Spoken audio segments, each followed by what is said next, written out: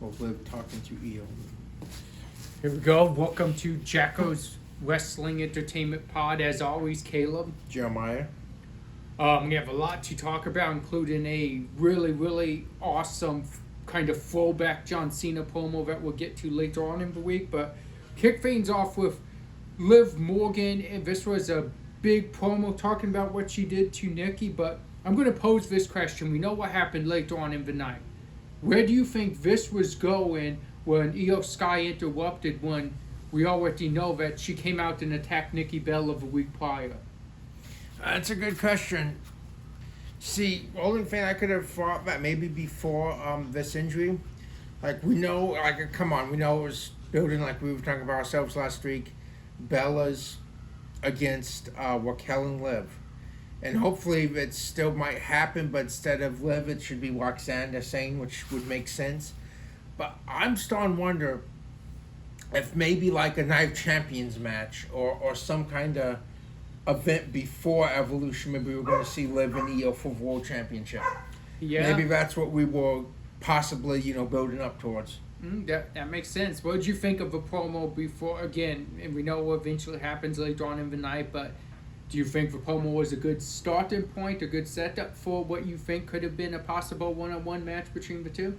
Yeah, most definitely. I most definitely agree with that. Think it was. I mean, we know Io's world champion, but we haven't seen her have a pay-per-view defense in a while. So, it could have been Night Champions. Not, at that time, not a whole lot of matches were announced just yet. So it would have been a nice match on there. And I think Io probably would have eventually retained. And just, further solidified her championship reign. Would have been a good showing for Liv and still probably built some heat possibly towards the match.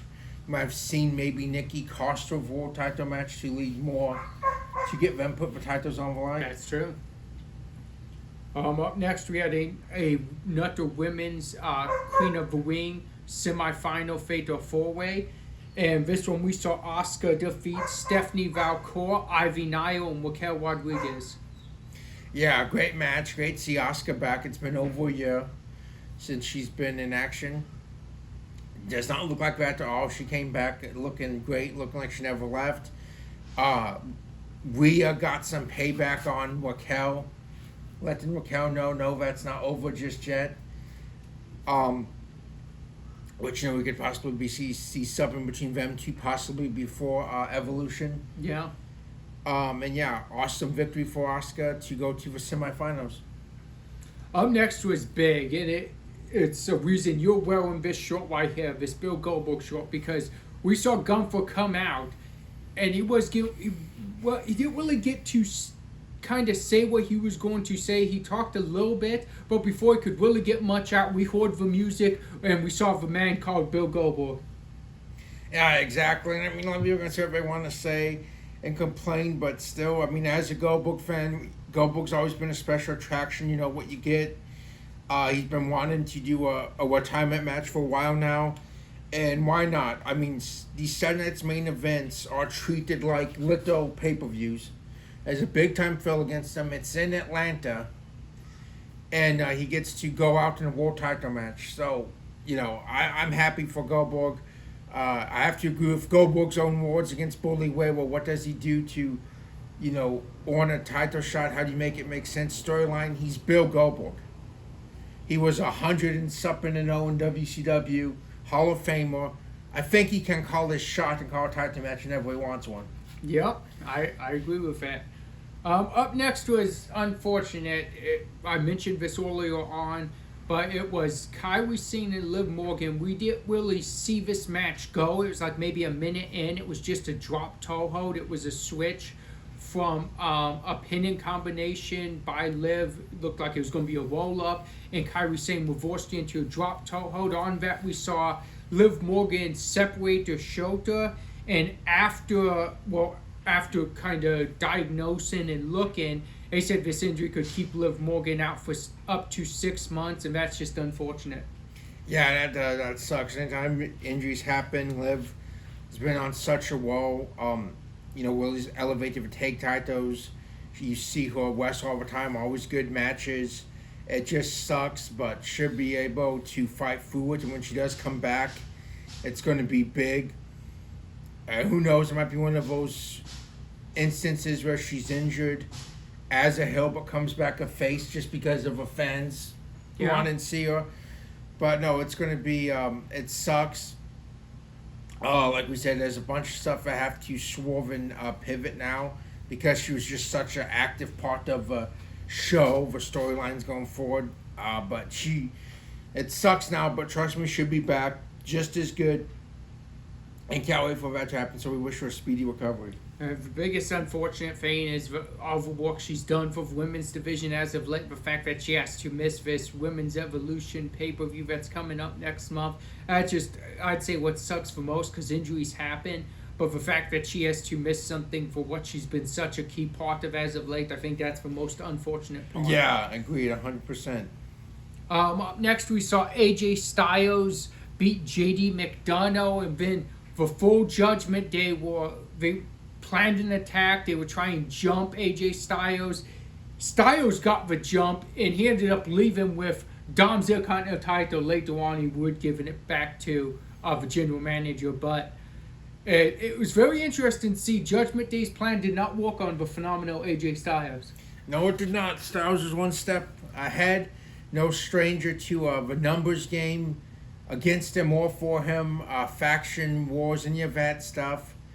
Got it, and eventually guys title match for this Saturday. That's going to be very interesting. Who do you think? Early prediction, Dom, AJ. It's tough, but I still think Dom's keeping it. I don't see Dom losing it just yet. Okay.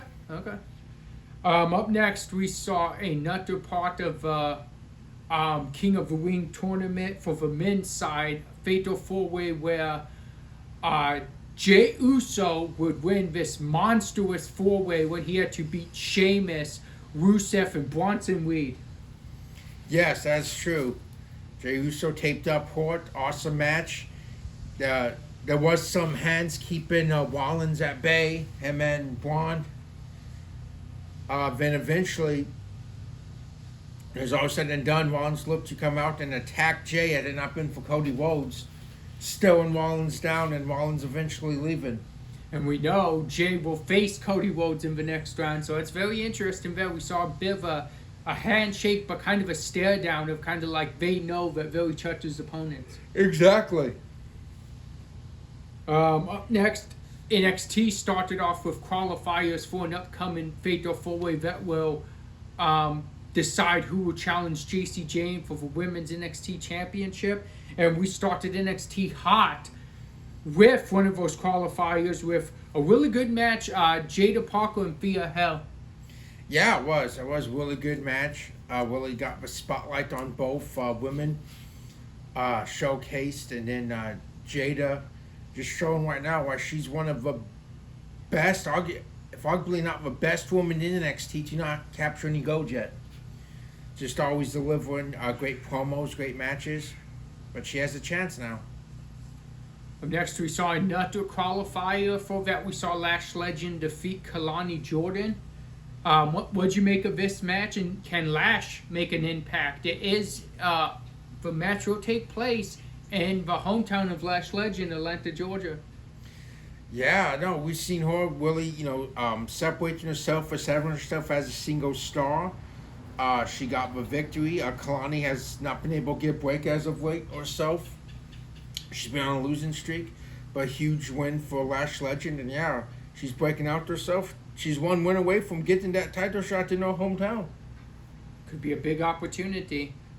Up next was a really interesting. This story just seems to take a lot of curves and turns. It was Tony D, and he's talking about he doesn't really know if he even trusts Luca Crucifino, but the fact is, Luca hasn't done anything to Tony. Everything that happens with Luca, it seems like it's Tony blaming Luca, and Luca hasn't done anything. But Shannon would come out and he would kind of try create a wedge between these two, and then it would end with Luca accidentally hitting Tony D. Yeah, that's what's definitely very interesting because so far it looks like Luca is innocent unless it swerves. But right now it mostly seems like Tony just can't trust him. Just does not trust him for any reason. And Shannon most definitely has the upper hand on everyone right now in this situation, and even gets a shot at the Heritage Cup next week, which will be against a mystery opponent because of, fortunately, not their injury, Noam Dar. Exactly. Next, we had a big TNA included six-man tag. You had Inamoa, Briggs, and Elijah, which we would see Elijah get injured in this match as well. He would dislocate his shoulder, and he's going to be out for the foreseeable future. Against Trick Williams, formerly Top Dollar, now AJ Francis, and Wesley. Yeah, again, just unfortunate string of injuries, like you said, but although, the matches are planned, scripted, it's still an athletic endeavor, and you see it in sports all the time. Unfortunately, just strings of injuries. Right now, it looks like this is happening in wrestling. We also wish Elijah a speedy recovery, but a huge victory for Namoa, picking up a pinfall over the TNA World Champion, Trick Williams. And later on in the night, we would see him give that TNA World Championship opportunity to his buddy, Josh Briggs. Yeah, great guy, but he also said he wants the ruler. Yeah, I'm down to see that match. I think Inamoa's been making a wave on NXT as of late. That is true, and no doubt. I mean, that's huge, but does Oba see it that way? Does Oba himself see that if you pin the TNA champion, you should have deserve a shot to him? I don't know if Oba sees it that way. We saw, Oba's a dominant champion. Yeah, that's true. Be interesting to see because we don't know who Oba's next challenger is. We have NXT pay-per-view, not too far away, but we don't even know who's up next for the ruler. So is it Inamoa? Yeah, no, you're 100% right. The Great American Bash, which, well, still, a few weeks later, but what weekend that's going to be? You have the Great American Bash first, then Saturday night's main event, then Evolution the next day. That's going to be a great week for But no, wrestling. So far, it's been one-offs for Oba so far. He, last few, Miles Bourne, and then the guy, Jasper Troy. Yeah. So, yeah, we don't know. Right now, there's not a stable, just one-sided rivalry so far, or anyone that's up to challenge Oba. Up next, we would see Izzy Dane qualify for the NXT Women's number one contender Fatal 4-Way by defeating Zarya. And there was some shenanigans between Tatum Paxley that kind of cost Zarya this match. But I have this question. We'll talk about Izzy Dane qualifying in a second, but this is a question I have for you. Zarya goes out and she's doing everything she can to make sure Soruko wins and retains at all costs. Do you think it's going to come to a point where she gets tired of, seems like So's not doing the same and we're torn for her? Zarya's taken some L's as of late, and a lot of it has to do with stuff outside the ring with Soruko.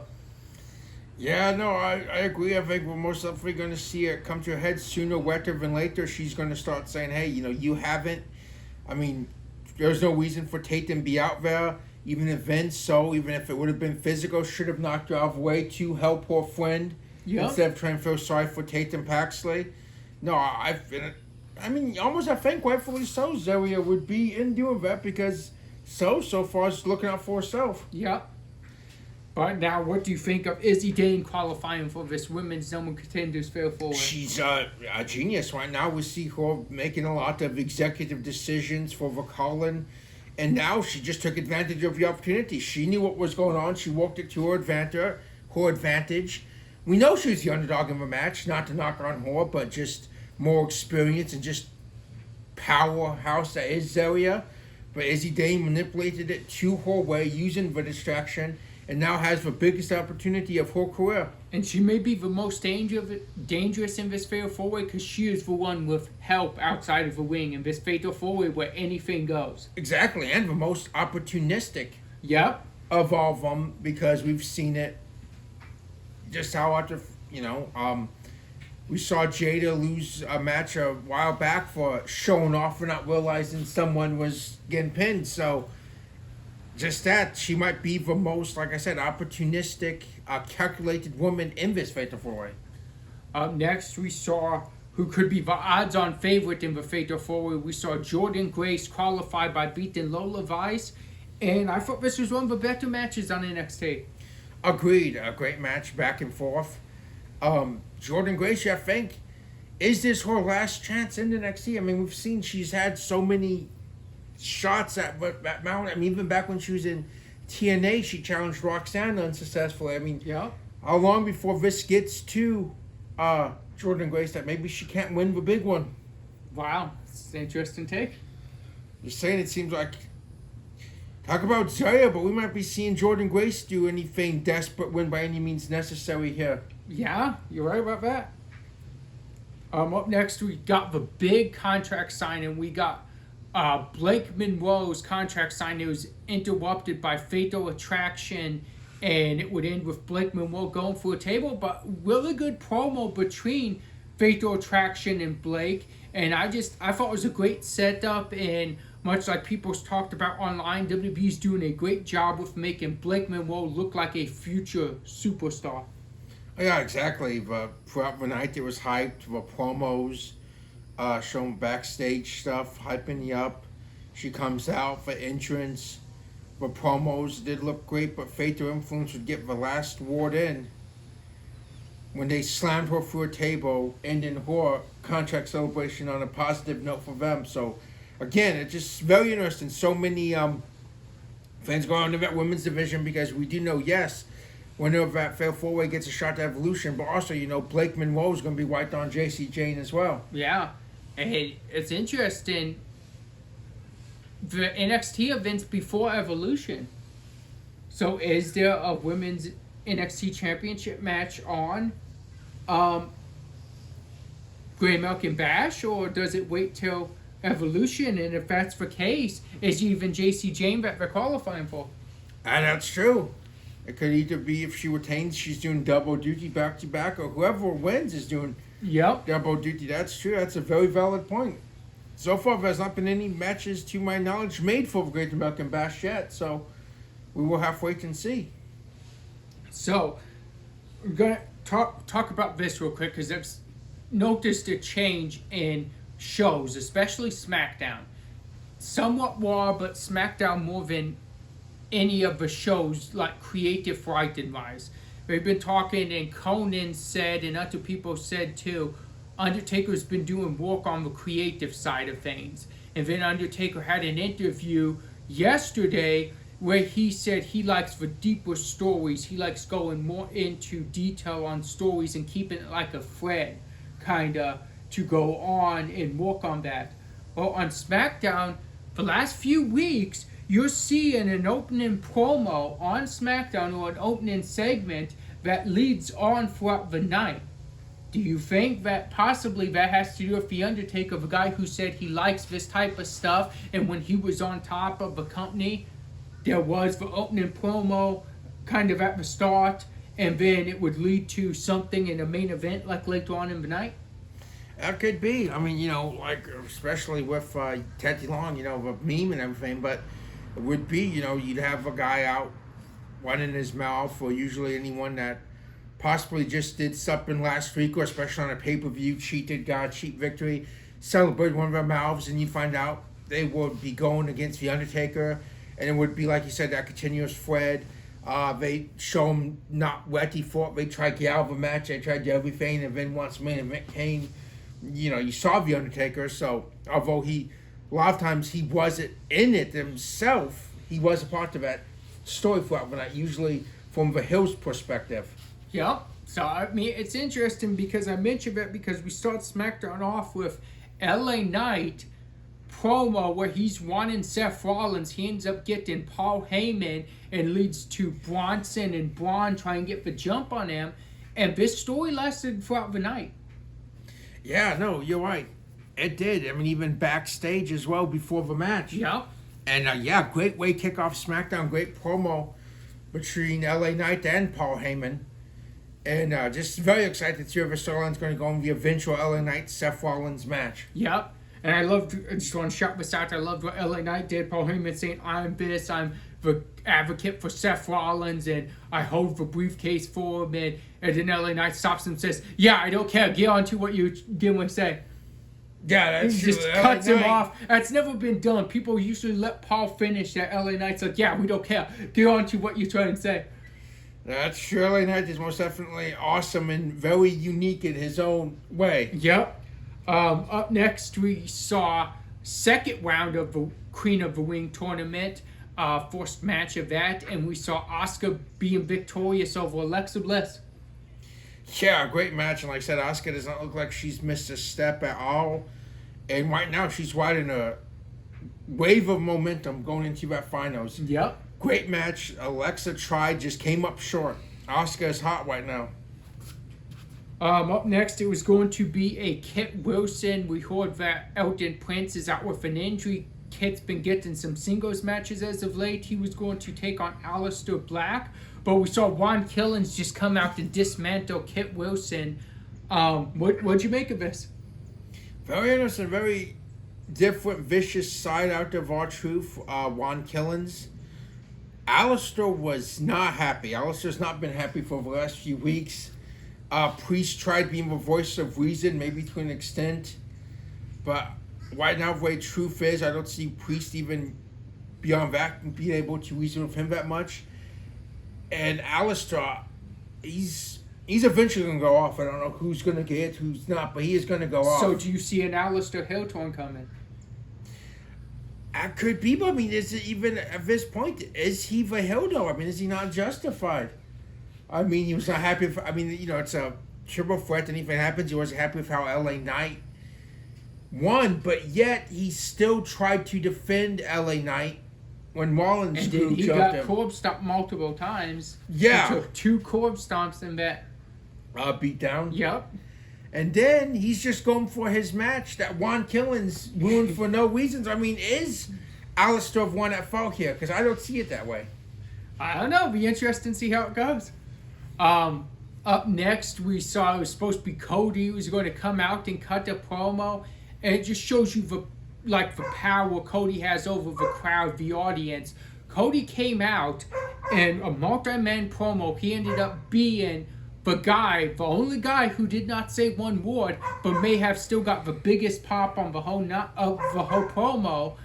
And before he could say something, Jey Uso interrupted him, came out talking. Then Sami Zayn came out talking like he was kind of trying to get in between Jey and Cody. And then Sami's opponent, Randy Orton, came out talking. It was a really cool moment, really cool promo. But what does it say about Cody Rhodes that this man does not have to say a word? He's just the guy right now. He's just over. Look, he's the face of a company at the moment, especially, from the face side of it. The kids love him. Everyone loves him. He's the guy right now, much like John Cena was all those years before. And no, he never said a single word, but yet, his presence there was enough. Everyone spoke to him, and before he'd even get the chance, someone else would come out. But, awesome moment, though. Speaking of awesome, we had a great match. We had the next round for the King of the Ring side, where we would see Randy Orton dismantle of Sami Zayn with an RKO. Yeah, awesome match, back and forth. First time, I don't know if it's happened before, I may be wrong, but first time I ever remember seeing them go one-on-one.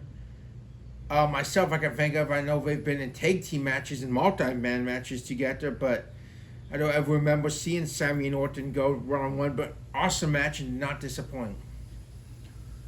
Up next, we would see Nia Jax call out Tiffany Stratton. She got Stratton out there. She laid the beat down on Stratton. Naomi tried cash in.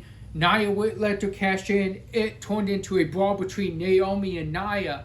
So is this much of a repeat of how Stratton cashed in the Money in the Bank briefcase? It seems like somehow Nia Jax is always in the center of these women cash-ins anymore. Yeah, no, that's true. And it's just like, she thinks she can beat Stratton right now for the championship. She has a championship match. But apparently maybe she likes her chances better against Stratton than Naomi because she don't want Naomi having that belt. But what thing is, would be smart of Nia though, is if you give him a title match, why don't you let Naomi cash in now and then beat Naomi for it? Because if you beat Stratton, hypothetically, Naomi's just gonna cash in on you. Yep, exactly. Why don't you get the cash in out of the way? I just don't think Nia's seen the bigger picture. No, I'm with you. Can only scale her for so long. She's gonna cash that in. Yep. Next, we had something very interesting. We saw earlier on in the night, we saw kind of Chelsea and Horvis kind of picking on Alexa Bliss. And verbally, we saw Charlotte make the save, which is very interesting, considering Charlotte and Alexa's been going back and forth, kind of a one-upmanship. But it would lead to Charlotte challenging Chelsea Green to a match. Chelsea would accept, as Charlotte was giving away, beat Chelsea. Piper Niven would jump on her and attack her. And then who would make the save for Charlotte? It'd be none other than Alexa Bliss. Yeah, I know, very interesting. Like you said, we saw the one-upsmanship, but now it almost seems like a mutual respect, having each other's back, maybe a possible alliance, which could be very interesting to see. I mean, I'd like to see if maybe we get two of them against, let's say, ABBA and Piper, possibly. How good of a tag team could Alexa Bliss and Charlotte Flair be if they put their differences aside and decided to tag up and go after the women's tag titles? Unstoppable. I mean, they really could be. Two Hall of Fame singles competitors, Yep. two legends. Who knows what they could do together? It'd be very interesting. Or just even if it turns into a while. Either way, I'm down for it. Even if it still turns into that one-upsmanship against Yep. each other. Either way, I think we're in for a treat. I do too. Speaking of a treat, up next we saw something really cool. We saw Solo wanted Jacob Fatu to say the I love you Solo. He wanted to hear that. He said all would be forgiven. They could put Fame behind them. It seems like it was a trap. It seems like they were just trying to lower Jacob Fatu in for him and JC Mateo to get the jump and attack him. And when they did, he got some unlikely help from Jimmy Uso. Yeah, exactly. He didn't even know what to make of it himself. Yep, and you saw Jimmy and Jacob Fatu stare each other down, but where do you think this is going? What do you think we're going to see with this? Can Jimmy and Jacob trust each other after that bad bloodline rival? I don't know. I mean, right now we know we will see, at Night of Champions, we will see Jacob and Solo Vorce one-on-one, but will Jimmy be there to even the odds? Will he be in the corner of Jacob to keep JC Mateo or possibly any other? We know two Tongas are injured as of now, but whenever they come back, where do their allegiance lie? Is it with Solo? Is it with Jacob? We don't know, but it'll be very interesting. But yeah, I think it's very interesting to see this go. And Jimmy has continuously torn down Solo's offer to join him, and now he's even helping a former rival against him. It'll be very interesting to see how this turns out. Up next, it's what we talked about earlier on, the thread throughout the night. The LA Knight against, say Seth Rollins, but it seems like Paul Heyman and Braun and Bronson. And LA Knight tried everything, get the jump. He tried coming out from the back, pushing Braun up against the post, trying to just get like a mind game and kind of try to take Braun out before the match. But in the end, the numbers were just too much, and we just saw a beatdown on LA Knight. Yeah, exactly. I mean, it was. He tried, most definitely odds against these two monsters, especially if Wiseman making a game plan up, calculating. And right now, though, as we're watching and saying ourselves, don't seem like LA Knight has any friends or allies. It doesn't. They just watched him take like 3 or 4 Tisamnis just straight and just get beat down by Rollins' crew. And, you see with Jay, you see on Raw, Sammy comes out, tries to even the odds. Penta even came out, got his own against Braun, and then, Cody would make the save after the fact. But still, it just looks like no one has the megastars back. Yep, and it could be like we talk about how good he is on promos, but on his promos, he doesn't leave anyone out. He goes at every single person with those promos, and maybe that's catching up to him. That could be. He could be doing this by himself. which might not work. You might need some help against Yep. the numbers. Up next, we saw awesome match moment. It's really cool, way close SmackDown. It was John Cena versus Ron Killings. I don't want to say the match became secondary to what would eventually happen, but it almost did, and it ended in a disqualification, which kind of sucks. We didn't get to see a definitive winner, but we saw Cena use his belt on Ron Killings, and then we saw Punk come out. Cena would use his belt on Punk, put CM Punk through a table, and cut his own pipe bomb. How cool was this moment? Wow, this was awesome. It was completely something, just complete. As watching, caught me off guard.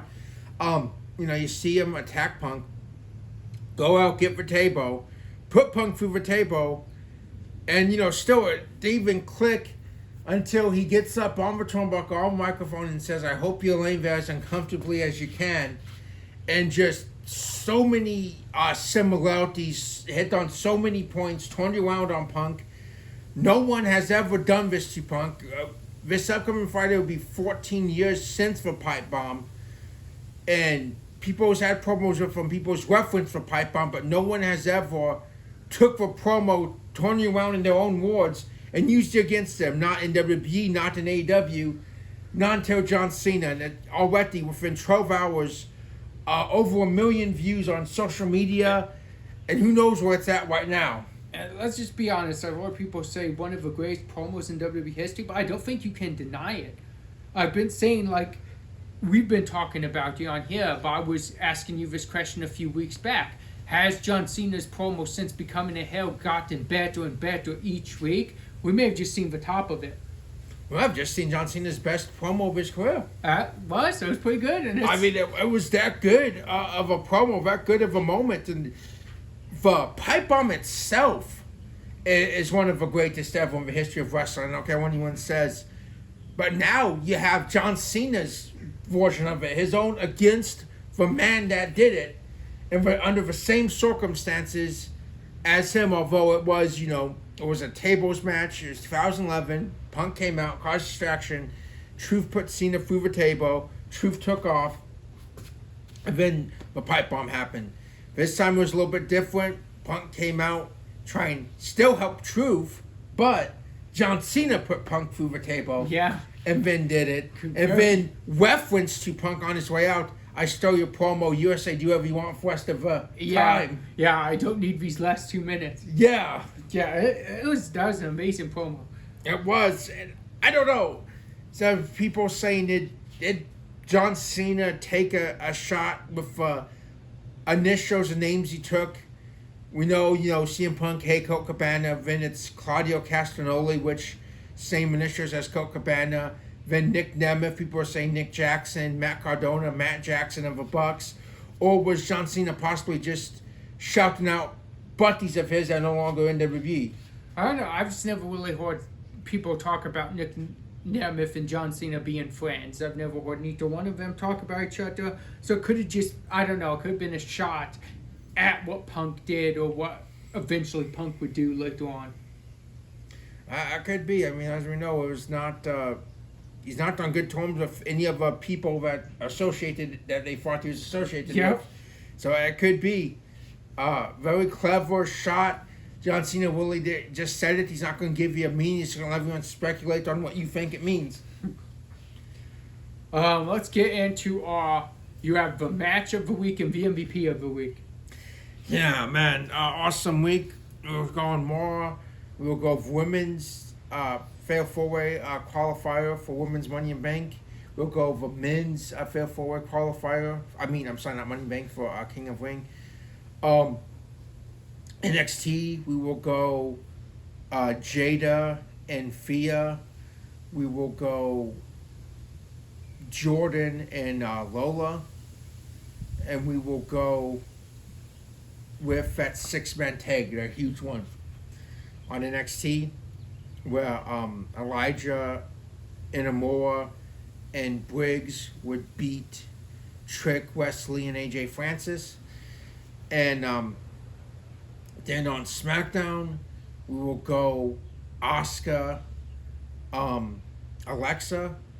we will go Randy, Sammy, and we will also throw in the LA Knight Bronson Reed match before it eventually went off Chaos, because still a very good match. Very just way LA Knight was trying to walk the big man down.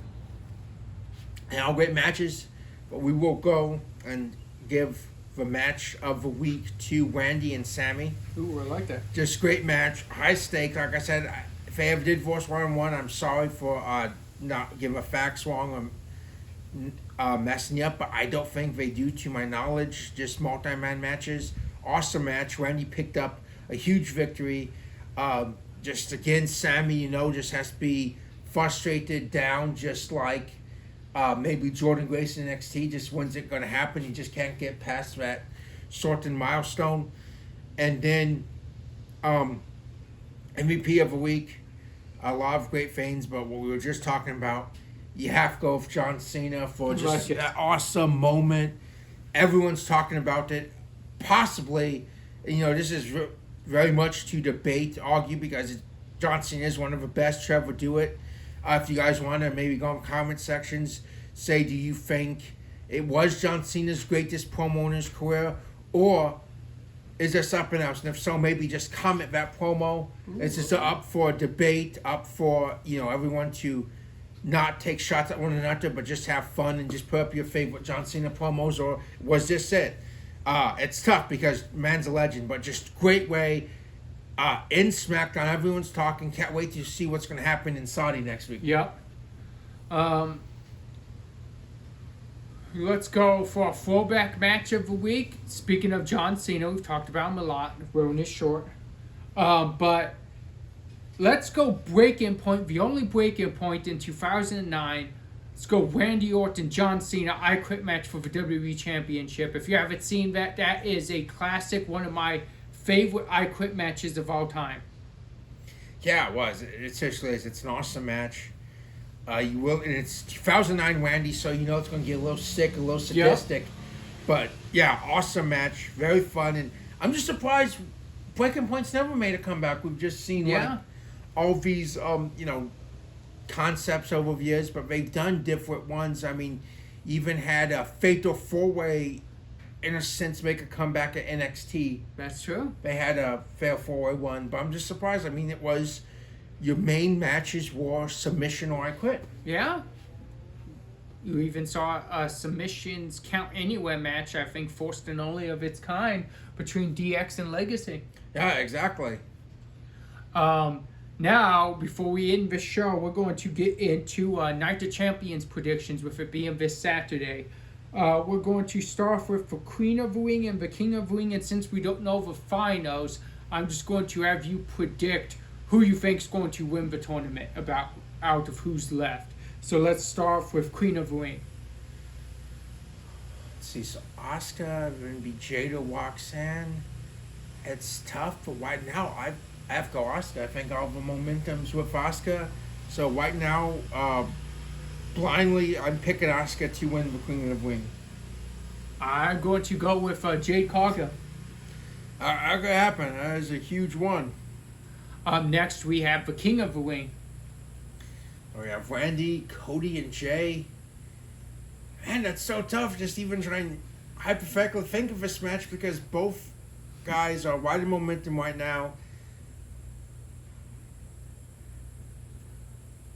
I think maybe Cody. I think maybe this is Cody's way back to the top? Yeah, back to the championship. Because I don't know how it works. Is it like Rumble? Do you get to pick your champion, or is it whoever brand you on, do you get that champion? Because we know Randy's going to try to win too, but they said him and Cena last time, and if John Cena beats Punk. Yeah. I'm going to go Cody Rhodes as well. I think Cody, and I think the fact that he did say anything on that promo, I think that's all the more like for him to be like, hey, don't forget about me. You guys talked, you said your stuff, but let me do my talking in the ring, and I'm just going to be the King of the Ring. I could see that. Up next, Dominic Mysterio, AJ Styles, the Continental Championship. You always said, Dom, I'm gonna go the opposite. I'm gonna say this is AJ Styles' time. It's hard to bet against a phenomenal one, but you have to watch out. Dom's been on woe and he has friends. He does. He always has a trick up his sleeve. We see that all the time with Dorothy Dominic Mysterio. Now, Jacob Fatu solo U.S. Championship match. See, I'm gonna go a little different here. We know Jacob won at WrestleMania. He's been on a roll, but I think underhandedly with the numbers game, Solo's gonna win it because I think you may take out JC Mateo. But this is such a one. The big guy, I'm sorry, but I can't pronounce his name. That's been wrestling the dark matches on SmackDown. Viator Tonga won, and he might possibly debut this Saturday. Torn the momentum in Solo's favor. Solo might get his first singles championship on the main roster. Okay, big prediction. I'm going with Jacob Fatu here. I'm going with the retain. Now the big one, a main event, the undisputed WWE Championship match. John Cena on one side, CM Punk on the other. And this is so tough because you think are they going to leave it up to the last minute? Is John Cena going to be the last match? Does he take the championship and does he almost, wound WWE, wound wrestling like he says? Or is CM Punk going to do what he said he's going to do? Take that championship, and is John Cena going to turn face to finish out his career? Okay, then. So I'm going to go wild. I'm going to go unpredictable. Right now, John Cena's got the best of CM Punk, and normally someone does not get the best of CM Punk, and Punk does not answer back. So I'm going wild card. I'm going CM Punk. Okay. Ends for title win. I'm going with John Cena. Right now, I just see all the momentum. It's hard to bet against this man. He may be doing one of the best ones in his whole career, and for a legendary career, Michael Cole calls him his GOAT all the time. And the fact that this may be the best, I don't know how you bet against that man. It's a very hard argue. We want to thank you guys for joining us, and we'll see you guys next week. With Clash Night of Champions results. And Clash of Champions results.